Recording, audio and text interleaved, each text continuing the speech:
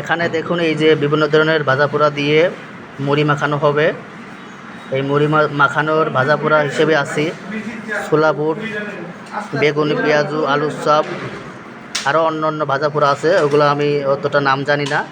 তো দেখুন এখানে আমরা এই মুড়ি মাখানোর সাথে আরেকটু নিয়েছি ছোলা বুট এই আর ভাজা পোড়া একসাথে যদি মিক্সার করে মাখাইয়ে সরিষার তেল কিছু দেখেন এখানে কুচি কুচি করে শসা এবং কাঁচা লঙ্কা কাটা হয়েছে, এটার উপরে দেওয়া হয়েছে। এখন আমরা এটাই কিছু আমরা আবার গরম গরম মচমচে মুড়ি দিয়ে মাখাই খাওয়ার মজাটাই কিন্তু আলাদা। এখানে একটু আমরা লঙ্কাও দিয়ে দিচ্ছি, কারণ আসলে লবণীয় খাবার যত টেস্ট হবে তত খেতে কিন্তু ভালো লাগবে।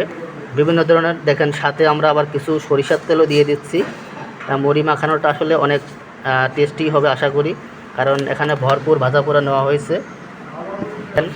এখানে সুন্দর করে এগুলা ফিনিশিং করে মাখানো হচ্ছে, কারণ সমস্ত মশলা মরিচ বা আরও যে শসা টসা দিয়ে যে মাখানো হচ্ছে, এগুলো মাখানোর পরে যদি মুড়ি দিয়ে খাওয়া হয় সেগুলো কিন্তু খেতে খুবই ভালো লাগে, মুখে লেগেই থাকে মনে হচ্ছে।